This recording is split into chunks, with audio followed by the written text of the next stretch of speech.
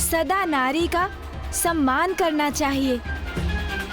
ब्राह्मण देवता, मैं तो अपने पति देव को सदा यही कहती आई हूँ कि अपनी पत्नी को सुखी रखिए, क्योंकि मैं मुस्कुराऊंगी तो राजभवन में सदा प्रसन्नता स्थापित रहेगी।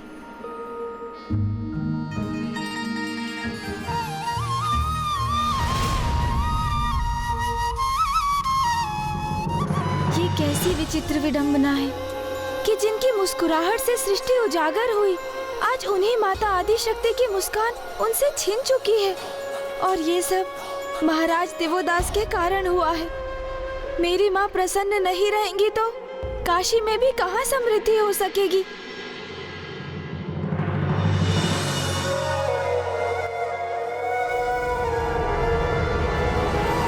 और ये भी कहा जाता है कि जहाँ नारी की पूजा होती है, देवता भी वहीं वास करते हैं।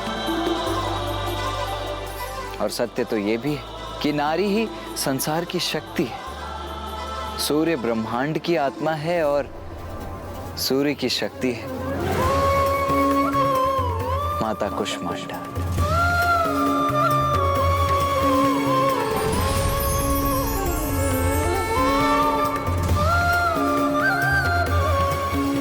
माता कुष्मांडा हृदय के चक्र में वास करती है, जिसे अनाहत चक्र भी कहा जाता है। ये तो सर्वथा उचित है कि माता कुष्मांडा सूर्य के हृदय में निवास करती हैं। इसीलिए वो समस्त ऊर्जा का स्रोत भी हैं। इसीलिए नवरात्रि के चतुर्थ दिवस पूर्ण हृदय से माता कुष्मांडा की पूजा करनी चाहिए।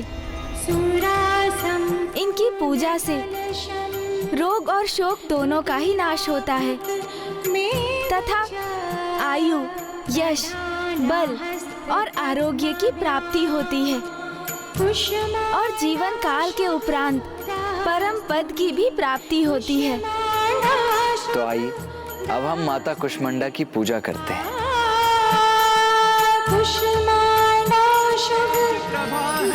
हे माता कुष्मांडा, इस ब्रह्मांड की रचना तुझसे सूर्य की उष्मा है माँ, तुझसे सूर्य की उष्मा है माँ, तुझसे सूर्य की उष्मा। यदि मुझे यहाँ राज्य करना है तो आपको यहाँ से प्रस्थान करना होगा।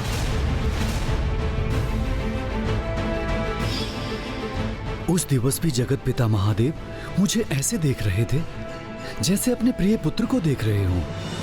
जब अनाहत चक्र निर्वाध रूप से कुंडलिनी की ऊर्जा से प्रकाशित होता है तो तब व्यक्ति अपने अहंकार के भाव से पूर्णतः रिक्त होकर संबंधों की असीम गहराइयों को समझकर उन्हें स्वीकार कर लेता है।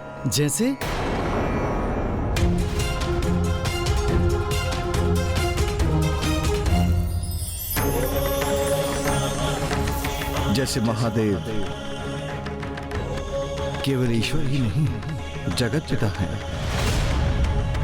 वो अहंकार से सर्वथा परे हैं। सभी चराचर जीव उनकी संतानें हैं। यदि उनकी संतान महादेव से कुछ मांग ले तो स्वयं अपार कष्ट सहकर भी वो अपनी संतान को कभी निराश नहीं करते। महादेव, महादेव! प्रतीत होता है कि अनाहत चक्र के प्रकाशित होने से आपको भी इस सत्य का स्वतः आभास हो ही गया कि वो महादेव ही तो है, जगत पिता।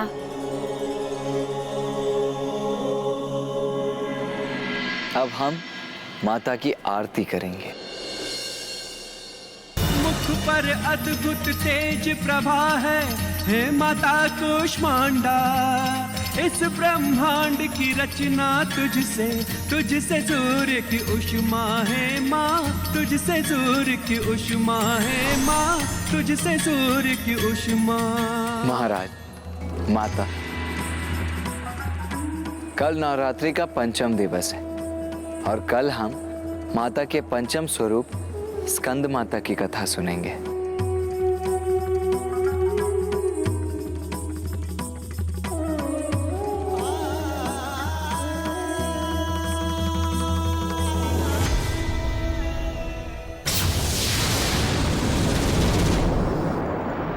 माता, जब प्रत्येक दिवस मैं और भैया महाराज देवोदास और माता सरला को आपकी कथा सुनाते हैं तो हमें इसका एक गहरा आभास भी होता है कि पिताश्री को प्राप्त करने के लिए आपने कितने कष्ट सहे हैं और हम आपकी भक्ति में पूर्ण रूप से डूब जाते हैं। पुत्र, वो कष्ट कहाँ जो मेरे लिए आशीर्वाद बने।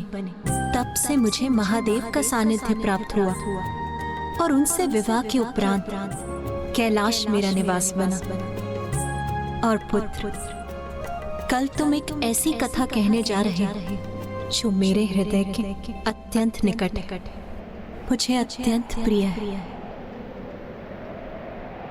मेरे मातृत्व के सुख को प्राप्त करने की कथा, जब मुझे कार्तिकेय पुत्र रूप में प्राप्त हुआ।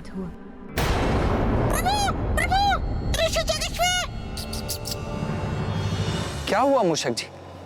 क्या हुआ है ऋषिवर को? अरे इसी जगह से नहीं हिल रहे हैं, ना कुछ बोल पा रहे हैं। अब प्रतीत होता है उन्हें कुछ हो गया है प्रभु।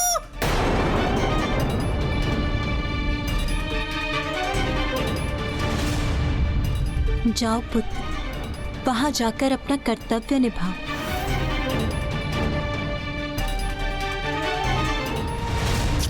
आइए प्रभु, देखिए। भैया, ऋषिवर की अभी प्राण शेष है, किंतु ये अस्वस्थ प्रतीत हो रहे हैं। हमें शीघ्र ही धन्वंतरी जी का आवाहन करना चाहिए। उचित है गणेश।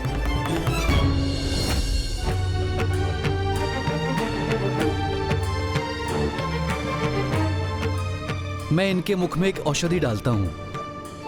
किंतु धन्वंतरी जी, ऋषिवर तो कुछ भी ग्रहण नहीं करेंगे। उन्होंने निर्जल और निराहार रहने का संकल्प लिया है। उस अवस्था में मैं लेप लगाकर इनका उपचार करने का प्रयास करता हूँ।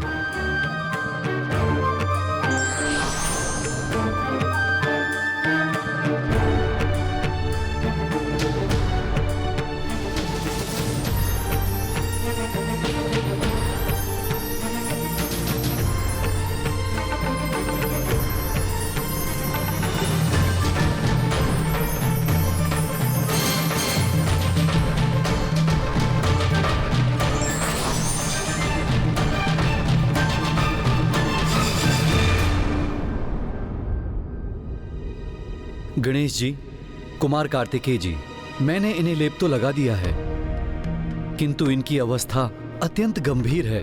बस किसी प्रकार ये जीवित वर हैं। पिताश्री के दर्शन करने के लिए ही ऋषिवर के प्राण रुके हुए हैं। यदि पिताश्री ऋषि जगेश्वर की देहावसान से पूर्व काशी नहीं लौटे तो हम पर ब्रह्म हत्या का दोष लग जाएगा।